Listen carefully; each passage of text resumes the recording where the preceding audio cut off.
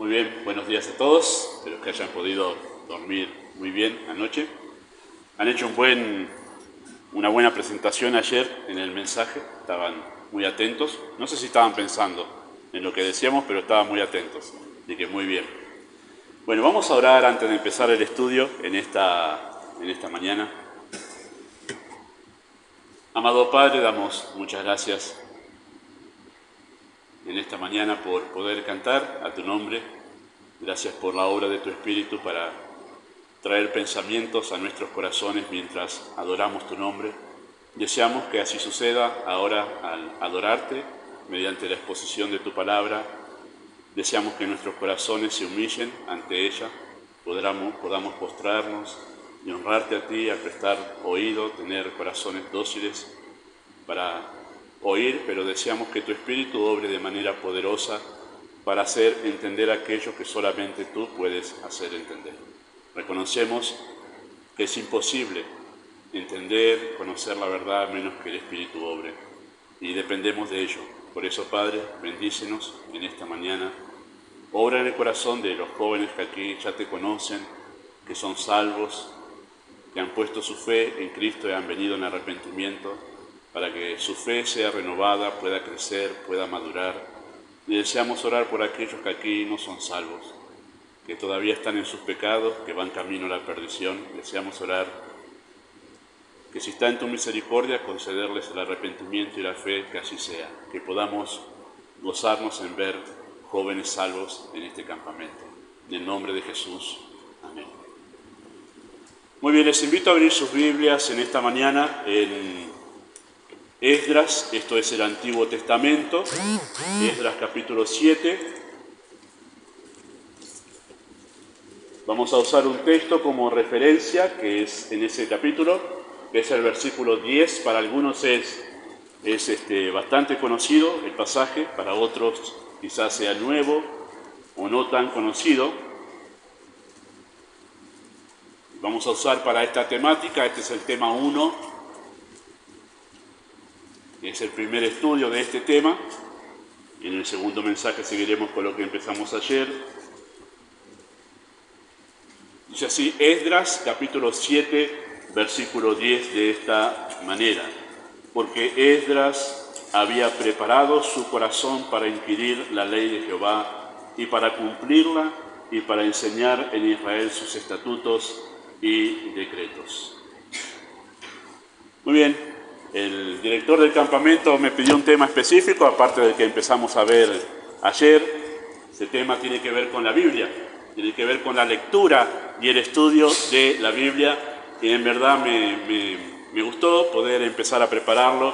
Hay mucho en la Escritura acerca de esto, y bueno, abordarlo desde este texto sencillo, cortito, breve, creo que el Señor lo ha guiado así. Es un texto muy, muy sencillo, ¿sí? El texto ese tiene un sujeto, es una pequeña oración que tiene un sujeto, ¿sí? Esto es lo que ven en la escuela, analizando una oración. El sujeto de esa oración es la persona, Esdras, ¿sí? Ese es el sujeto de esa oración, que era un judío. Ese Esdras era un judío que vivió la mayor parte de su vida en Babilonia, no en Israel, sino en Babilonia, en el imperio babilónico. Y no fue a vivir ahí por propia voluntad o propia decisión, sino porque Esdras fue tomado en su juventud, fue tomado cautivo junto con muchos otros judíos, llevado de su tierra a la fuerza, como preso a la tierra de Babilonia, cuando el rey Nabucodonosor invadió Israel en todo ese momento en que el imperio tuvo su auge, ¿no? Así que Esdras llegó a Babilonia cuando era apenas un joven y regresó, porque estuvo 70 años en Babilonia, regresó cuando era ya un hombre anciano, regresó a Israel. Y este texto relata justamente parte de ese momento cuando ya había vuelto, siendo anciano, a Israel, y el texto lo describe así, de esta manera. En ese texto el verbo principal está muy, muy claro, ¿sí? Cuando ustedes leen un pasaje en la Escritura, tienen que buscar el sujeto, la persona o la doctrina de la que se está hablando, y tienen que buscar el verbo, ¿sí? ¿Qué se dice acerca de esa persona? ¿Qué hizo esa persona? Y si notan el texto allí, dice así, porque Esdras había preparado su corazón para inquirir en la ley de Jehová, para cumplirla, para enseñar en Israel sus estatutos y sus decretos. ¿Sí? Ahí, si notan, hay algunos verbos. El verbo preparar, preparó su corazón. Después dice para inquirir, el verbo inquirir en la ley de Jehová. Después dice para cumplirla, ese es otro verbo, el verbo cumplir. Y para enseñar, ese es otro verbo, el verbo enseñar. Así que hay varios verbos, pero en un texto, en la Escritura, hay uno solo, que es el principal. Y cuando decimos que es el principal, es qué estaba pensando el escritor de este pasaje cuando escribió ese pasaje. ¿En qué quería hacer énfasis? ¿Sí? Y ahí es cuando nosotros buscamos el verbo principal en ese pasaje. Y aquí ustedes se van a dar cuenta que el verbo principal de este pasaje es esa palabra preparó. ¿Por qué es el verbo principal esa palabra preparó su corazón? Bueno, porque todo lo demás depende de eso. Si ustedes leen el texto, dice que él había preparado su corazón para inquirir, preparó su corazón para cumplir y también preparó su corazón para enseñar. Todo está relacionado con esa expresión o con ese verbo preparar. Así que el énfasis de ese pasaje que el escritor tuvo cuando escribió esto es hacer un énfasis en que Esdras se había ocupado ante todo y por sobre todas las cosas en preparar su corazón para hacer estas tres cosas relacionadas con la ley de Dios. Preparó su corazón en complemento de esa oración, es todo lo demás que encontramos allí, ¿sí? Para inquirir, para poner por obra y para enseñar la ley de Dios. ¿Por qué el escritor hace énfasis en que él preparó su corazón? ¿Por qué hace ese énfasis el escritor? Y podríamos decir en realidad mucho mejor, ¿por qué el Espíritu de Dios hace un énfasis en este pasaje en que Esdras había preparado su corazón para esas tres cosas que señala allí? Bueno, porque ninguna de esas tres cosas, inquirir, que es estudiar, es leer, es indagar en la Escritura, para poner por obra o ponerla por práctica y después para poder enseñar, ninguna de esas tres cosas es posible sin un corazón preparado. No se puede hacer nada de eso si el corazón no está preparado. Por eso Esdras preparó primero su corazón para después poder hacer esas tres cosas. El énfasis está puesto allí. Así que esta verdad es apropiada para responder una pregunta. ¿Por qué? ¿Por qué el joven creyente no lee su Biblia? ¿Ha notado esta pregunta? ¿Por qué el joven creyente no lee su Biblia? ¿Y por qué no preguntamos si el joven creyente lee su Biblia? Porque asumimos en verdad que vivimos en una generación, gracias a Dios hay excepciones, pero vivimos en una generación de jóvenes creyentes que no leen su Biblia, no la leen. Y no es una manera de avergonzarlos, sino hablar de una realidad. El hecho de desconocer los personajes en la Escritura, el hecho de abrir la Escritura y no saber buscar en ella los libros de la Biblia, el hecho de no estar relacionado con palabras que la Biblia utiliza, uno se da cuenta de verdad que no hay lectura de la Escritura en no pocos de los jóvenes de nuestros tiempos. Nos ha tocado con mi esposa ser consejeros varias veces en los campamentos anteriores, ¿no? De años atrás. Parte de esa tarea de ser consejeros era tratar con ustedes, con los jóvenes de nuestro tiempo, poder ayudarlos en varias cosas, y en una de ellas es a aprender a tener su devocional, aprender a tener un tiempo durante cada día dedicado a la lectura de la Biblia. Y nos ha pasado, no poco de los jóvenes que tuvimos en nuestro cuidado, que después verlos un año después en el campamento, sufrirnos otra vez como consejeros y encontrarnos y preguntarle, bueno, ¿cómo te fue con tu devocional? Nada, no habían tenido en un año ningún tipo de lectura de la Biblia. Bueno, es una realidad esa es una realidad con la cual nosotros debemos lidiar en este tiempo. Y que aquí entre ustedes, no vamos a hacer levantar la mano a nadie, entre ustedes haya un buen grupo que no lee su Biblia, que no está acostumbrado a levantarse de mañana o durante la tarde o en algún momento del día a tener su lectura de la Biblia, no sería nada raro, en verdad, que no lean su Biblia. El joven creyente, ¿por qué? ¿Por qué el joven creyente no lee su Biblia? Bueno, si Esdras se levantase de la tumba o el Señor lo enviase de nuevo aquí, si Esdras estuviese aquí, él nos respondería a esa pregunta lo mismo que dice en este texto.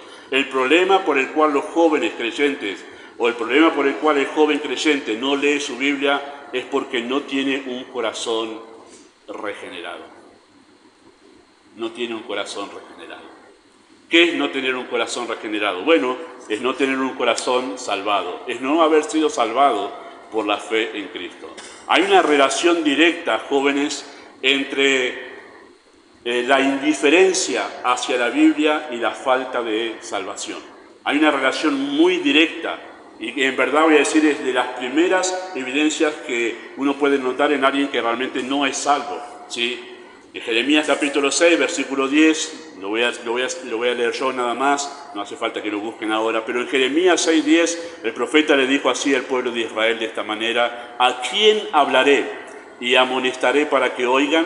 He aquí sus oídos son incircuncisos, no pueden escuchar. He aquí que la palabra de Jehová les es cosa vergonzosa y no la aman. ¿Por qué no amaban la palabra de Dios? ¿Por qué no la podían escuchar? El profeta da una respuesta muy sencilla: sus oídos son incircuncisos. Esa expresión, que es muy propia del Antiguo Testamento, en el Nuevo Testamento sencillamente quiere decir no son salvos, no tienen un corazón limpio. El hecho de la circuncisión tenía un simbolismo espiritual que estaba refiriéndose justamente al lavado del corazón, a la pureza del corazón. Y Jeremías dice: este pueblo no ama la palabra de Dios, no quiere escuchar la palabra de Dios porque su corazón no ha sido lavado, no ha sido regenerado, no son salvos. Es la expresión más sencilla que nosotros podemos decir en esta mañana.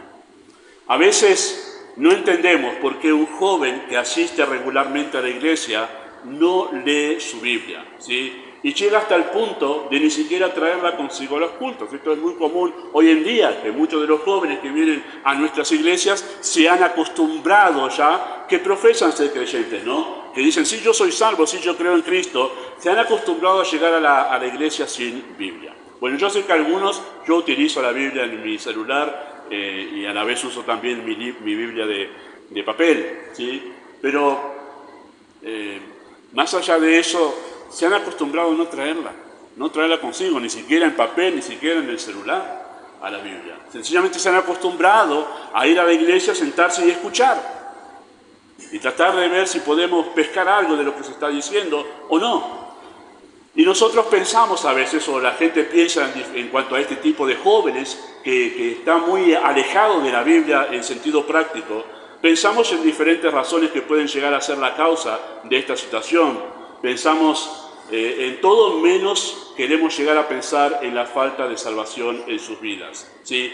Queremos pensar en realidad que le falta un poquito más de consagración, pensamos que le falta un poquito más de crecimiento, pensamos en realidad que le falta algún tipo de estímulo, hay que hacer un tipo diferente de forma de enseñar la Biblia, hay que poner a alguien un poquito más dinámico en la enseñanza para los jóvenes, hay que poner a alguien un poco más joven y no a alguien tan viejo para enseñar la Biblia. Podemos empezar a pensar en un montón, o sea, preferimos pensar en un montón de otras cosas a pensar que ese joven en realidad no es salvo, y esa es la razón por la cual no tiene ningún interés en la Biblia. No le llama, no le hace ningún tipo de cosquilla en su corazón. La Escritura no tiene sensibilidad a la Biblia y se distrae completamente todo el tiempo de la reunión y sale de esa reunión sin saber lo que se ha dicho. ¿Cuál es la razón? Muy probablemente ese joven que dice ser creyente no lo sea,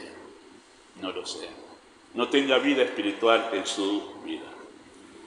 Voy a justificar en dos puntos esta verdad que acabo de comentar con ustedes. Y en primer lugar voy a decir que esto que acabo de decir, Cristo lo declaró. Y yo voy a pedir de ustedes, de todos ustedes jóvenes, paciencia, porque vamos a leer un pasaje y lo vamos a ir comentando. Y es importante que lo sigamos con la vista, ustedes que tienen sus Biblias allí, ¿sí? Vamos a ir a Juan, capítulo 8, versículo 30. Vamos a leerlo hasta el final, vamos a ir leyéndolo detenidamente, porque la verdad que contiene ahí es sumamente importante para afirmar esta verdad, ¿sí? Juan capítulo 8, versículo 30.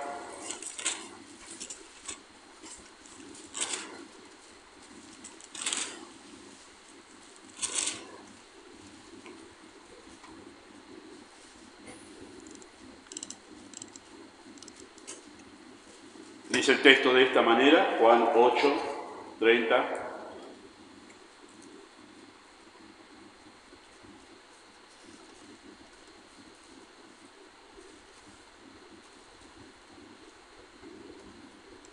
Versículo 31, perdón, dice así de esta manera: dijo entonces Jesús a los judíos que habían creído en él. Ahora, hay el primer paréntesis.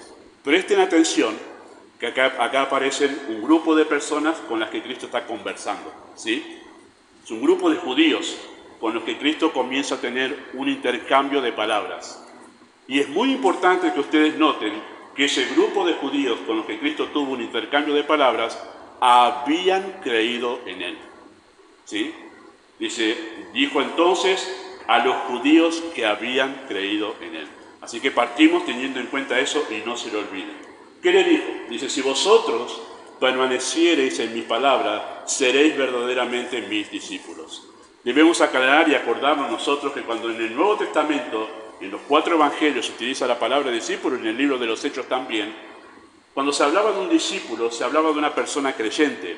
No se hablaba de un creyente un poquito más consagrado, no se hablaba de un creyente que realmente tenía un poquito más de dedicación a Dios, se hablaba de un creyente, de una persona salvada. Nosotros estamos acostumbrados a llamar a los creyentes cristianos, por ejemplo, salvos, pero en el Nuevo Testamento se decía que era un discípulo. No se utilizaba la palabra creyente como para denominarlos a todos, o cristianos, no existía todavía esa palabra. Así que cuando está hablando aquí Cristo en el versículo 31, acerca de que si permanecieres en mi palabra, seréis verdaderamente mis discípulos, está diciendo, si ustedes permanecen en mi palabra, es que realmente ustedes son creyentes. Eso es lo que está diciendo Cristo allí a ese grupo de judíos que en verdad habían creído. Si ellos realmente habían creído en Él, se iba a hacer evidente porque permanecían en la palabra. Y esto traería como consecuencia que iban a ser libres del poder del pecado. Si ustedes permanecen en mi palabra, son verdaderamente creyentes, versículo 32, y conoceréis la verdad y la verdad os hará libre. Esa es la otra consecuencia, en verdad, de la evidencia de que eran discípulos, de que eran salvos. El poder del pecado ya no estaba sobre ellos. Y noten lo que ellos les responden. Interesante allí porque Jesús no les dijo a ellos, si ustedes han hecho una oración sincera y de todo corazón, son salvos. Tampoco Cristo les dijo ahí, si ustedes han nacido en una familia cristiana, no se preocupen, ustedes son salvos. Tampoco dijo Cristo allí, si ustedes participan de algún servicio en la iglesia, tocando la guitarra, sirviendo con los niños o haciendo evangelismo, ustedes son salvos. No le dijo eso Cristo aquí. Si ustedes permanecen en mi palabra, seréis verdaderamente mis discípulos. Cristo fue muy concreto, definido y directo en cuanto al hecho de que iba a dar evidencia de que ellos eran verdaderamente salvos. ¿Sí? La permanencia en la palabra es la principal evidencia de la salvación. Note lo que sigue diciendo en versículo 33, allí el texto. Le respondieron, linaje de Abraham somos, y jamás hemos sido esclavos de nadie. Ahí le responde este grupo de personas, ¿verdad? ¿Cómo dices tú, seréis libres? Ellos dijeron que no necesitaban justamente esa salvación o esa verdad, porque no necesitaban ser liberados de nada. Verso 34, Jesús le respondió, de cierto os digo, todo aquel que hace pecado, esclavo es del pecado. Ustedes son esclavos del pecado, le está diciendo a ellos de manera directa. Recuerden, a esos que habían creído en Él, ahora les está diciendo, ustedes son esclavos del pecado. Ustedes no pueden dejar de pecar. Ustedes están pecando todos los días y les gusta pecar. Eso es lo que les está diciendo allí. Ustedes están esclavizados al pecado. Versículo 35. Y el esclavo no queda en casa para siempre, el hijo sí queda para siempre. De una manera explicado en este tiempo sería, si son esclavos del pecado, no son hijos de Dios. Sencillamente una vez vuelve a enfatizar a ellos, ustedes si son esclavos del pecado, no son hijos de Dios. Verso 36. Así que si el Hijo os libertare, seréis verdaderamente libres. ¿Cómo los va a libertar el Hijo? Bueno, con lo que acabo de decir, con la verdad que les había hablado. Versículo 37. Sé que sois descendientes de Abraham, pero procuráis matarme, porque mi palabra no haya cabida en vosotros. Interesante, ¿no? ¿Cuál era la razón por la cual querían matar a Cristo? Porque su palabra no hallaba cabida en ellos. Versículo 38. Yo hablo lo que he visto acerca del Padre, y vosotros hacéis lo que habéis visto cerca de vuestro Padre. Respondieron y dijeron, nuestro Padre es Abraham. Jesús les dijo, si fueseis hijos de Abraham, las obras de Abraham haríais.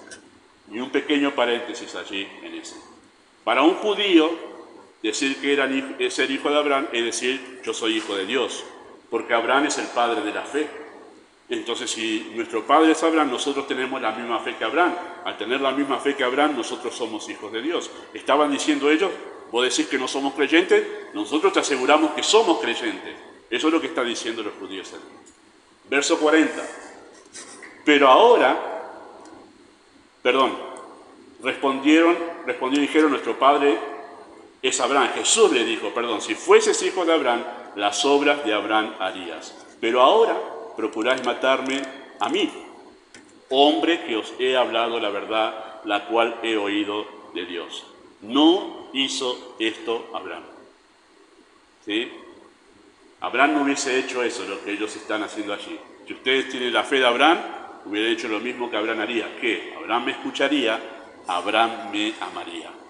Abraham, el hombre de fe, no haría esto, de rechazar la verdad de Dios. Verso 41. Vosotros hacéis las obras de vuestro padre. Entonces le dijeron, nosotros no somos nacidos de fornicación, un padre tenemos que es Dios. Jesús entonces les dijo, si vuestro padre fuese Dios, ciertamente me amaríais, porque yo de Dios he salido y he venido, pues no he venido de mí mismo, sino que Él me envió. ¿Por qué no entendéis mi lenguaje? Porque no podéis escuchar mi palabra. Vosotros sois de vuestro padre el diablo. ¿Ha notado eso? ¿Cómo fue cambiando el discurso de Cristo? O mejor dicho, ¿hasta dónde llegó el discurso de Cristo?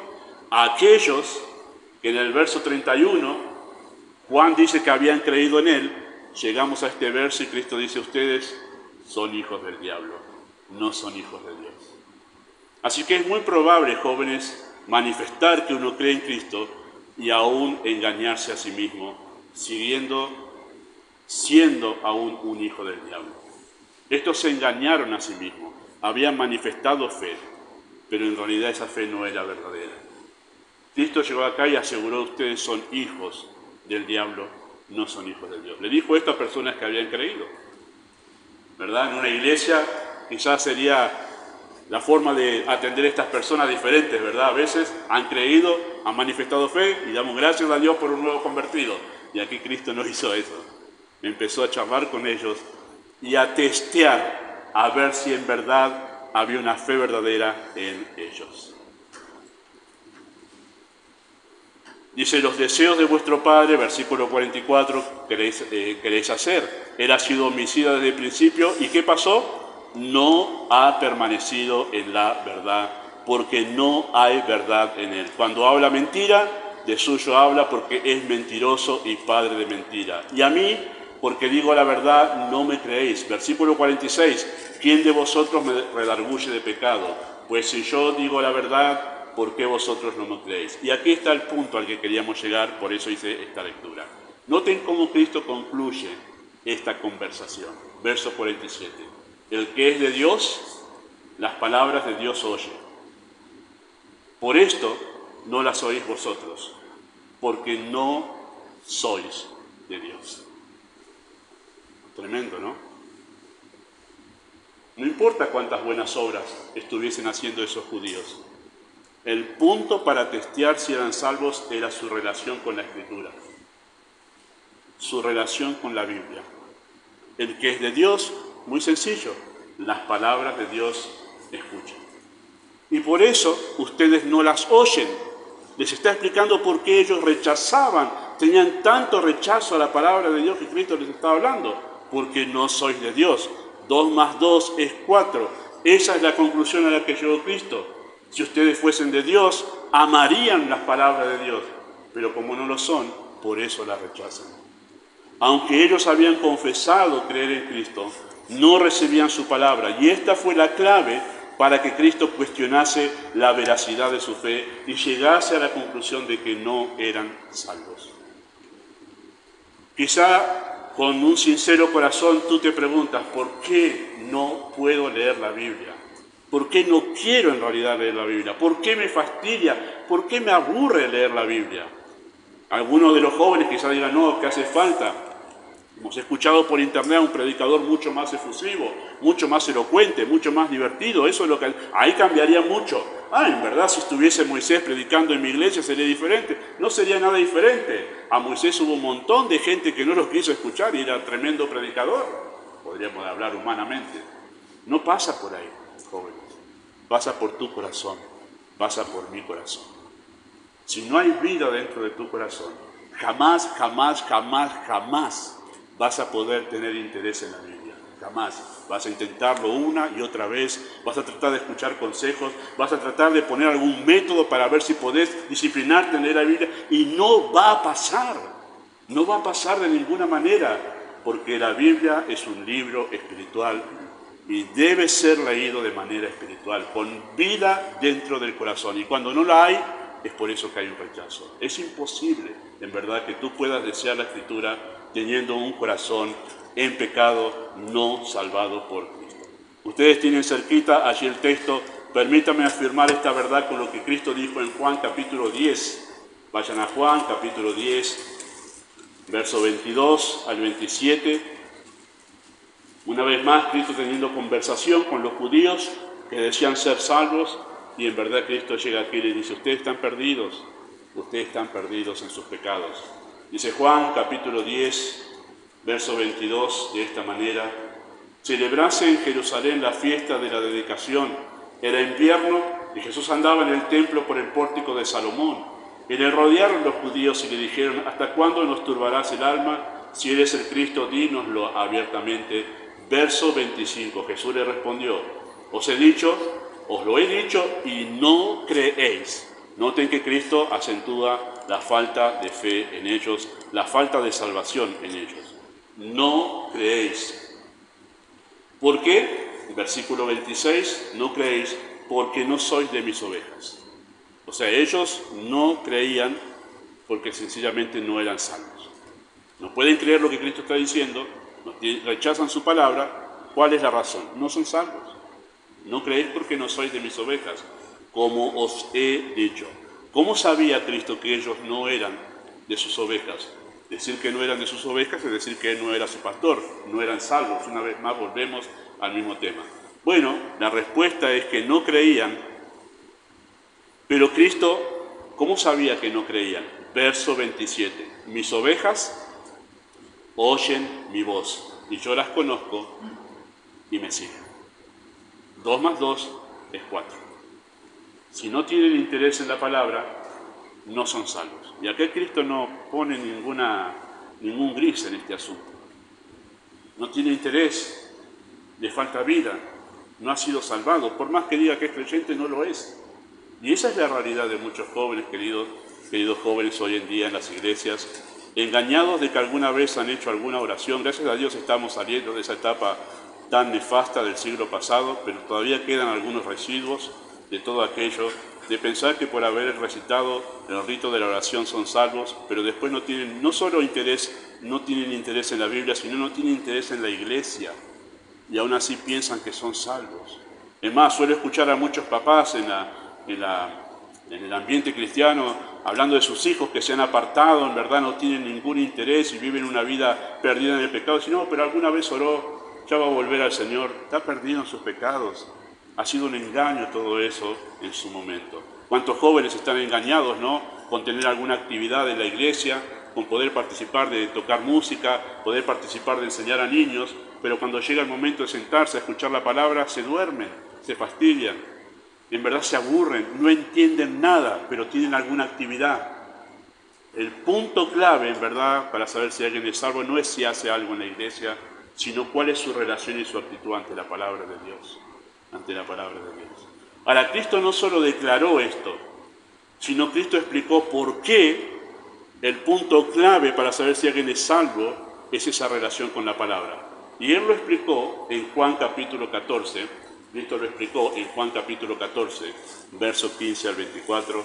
Vayan allí y otra vez ténganme paciencia en seguir ese discurso de Cristo allí. Juan capítulo 14, versículo 15 en adelante, dice así de esta manera. Dice versículo 15, si me amáis, guardad mis mandamientos. Ahora, hago un alto ahí solo para aclarar también este si me amáis. Nosotros solemos usar la palabra amar como algo, un sentimiento casi inalcanzable, incluso hasta el día de hoy, las personas entre sí tienen miedo de decirse amar. Somos amigos, tenemos algún sentimiento, pero no amar porque es algo como muy grande, en verdad.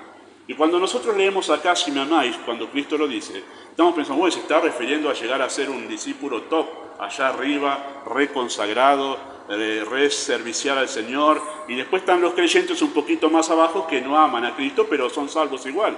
Bueno, no existe eso en el lenguaje del Evangelio de Juan.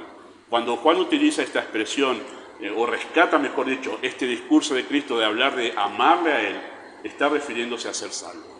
Cuando Él dice, si me amáis, es lo mismo que decir, si ustedes son verdaderamente salvos, porque Cristo ve la salvación como una relación de amor con Cristo. Por eso utiliza mucho la palabra amar. Y si ustedes van a la primera y la segunda carta de Juan, van a encontrarse con lo mismo, que Juan plantea la vida cristiana en una relación de amor al Señor. Y no lo plantea de ninguna otra manera, y por eso hay que entender cómo Juan utiliza esta palabra para entender el sentido del texto, entender a qué se está refiriendo. Y no está hablando de ser un creyente más consagrado, está hablando de ser creyente, sencillamente. Ser creyente es amar a Cristo, y si uno no ama a Cristo, no es salvo. Ese es el lenguaje de Juan en este pasaje. Así que si ustedes son salvos, guardad mis mandamientos. Cristo va a explicar a los discípulos que la relación que hay entre amarlo a Él y guardar sus mandamientos, hay una relación muy, muy directa. Sí, verso 16, y yo rogaré al Padre y os dará otro consolador, para que esté con vosotros para siempre. Ese consolador es el Espíritu de verdad, al cual el mundo no puede recibir porque no le ve ni le conoce. Pero vosotros le conocéis, porque mora con vosotros y estará en vosotros.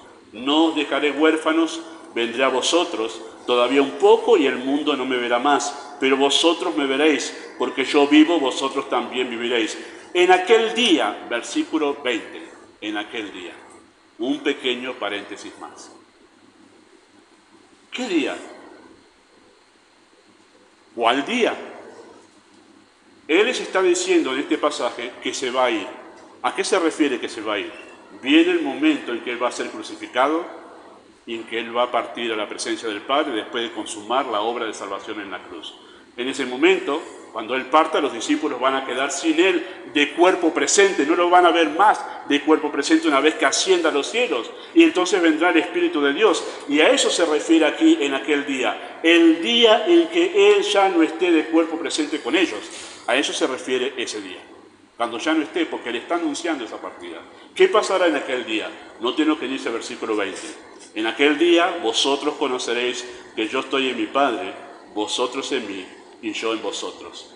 ¿Qué es lo que está diciendo? Ustedes van a saber con toda certeza, aunque yo no esté de cuerpo presente, que hay una relación entre nosotros, que la relación sigue, que en realidad estamos vinculados, ustedes conmigo, yo con el Padre y el Padre con ustedes, que hay una relación, un vínculo de amor. Aunque yo no esté de cuerpo presente, no se va a romper este vínculo de Salvador y salvados, no se va a romper, va a permanecer. Esa es la idea del texto. Verso 21, el que tiene mis mandamientos y los guarda, ese es el que me ama.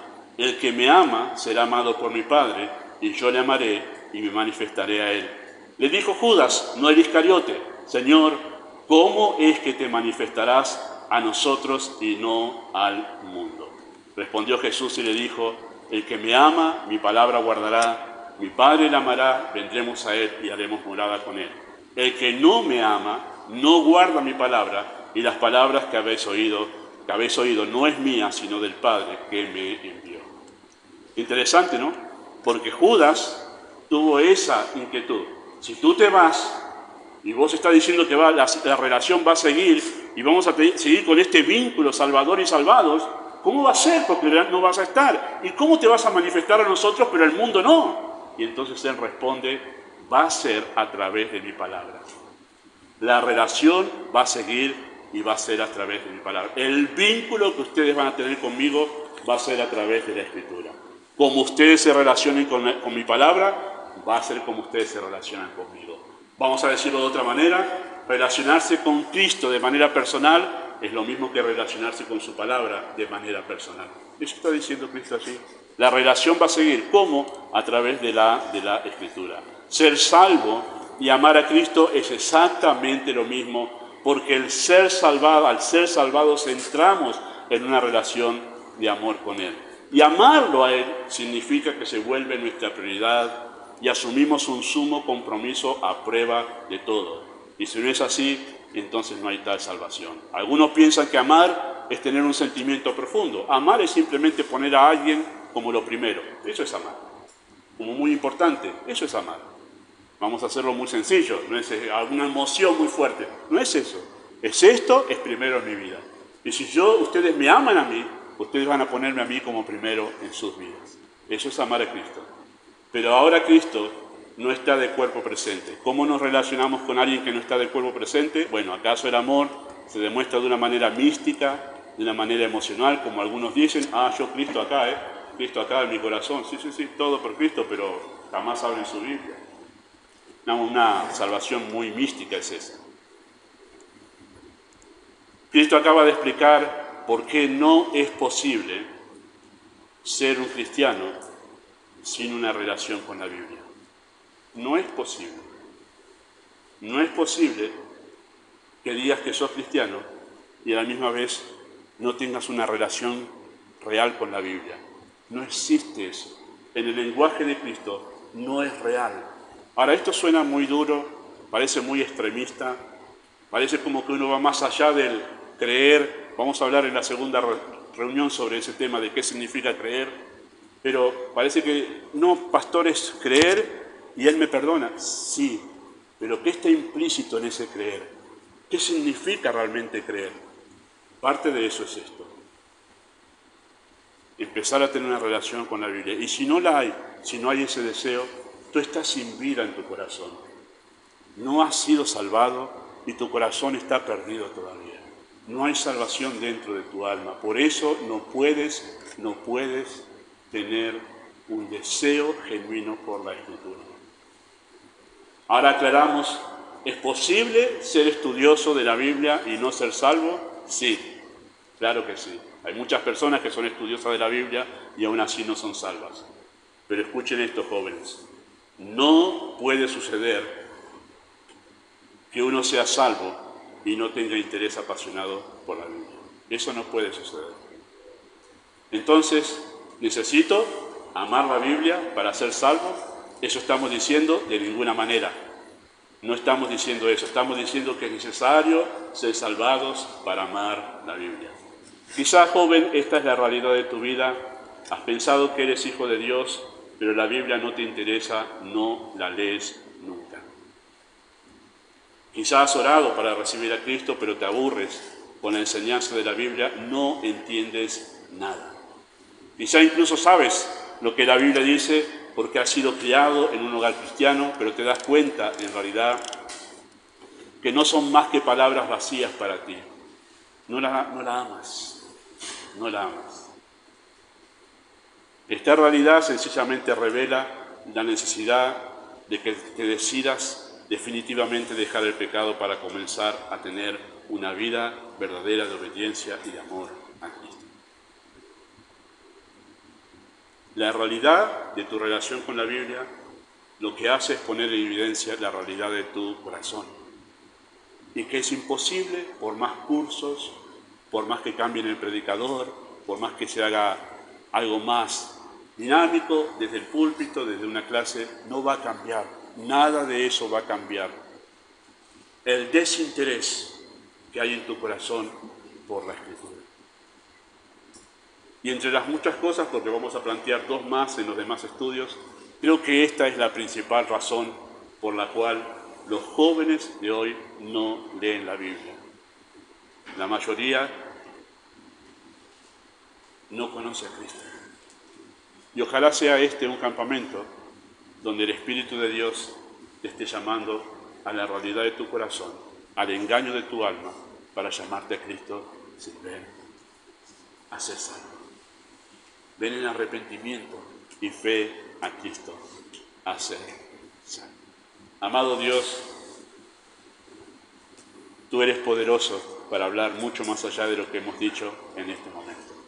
Reconocemos la complejidad del lenguaje bíblico, pero eso para nada es una limitación para el poder soberano del Espíritu de Dios, para llamar la atención a la realidad de que no son pocos los jóvenes que han profesado ser creyentes, pero en realidad están perdidos en sus pecados.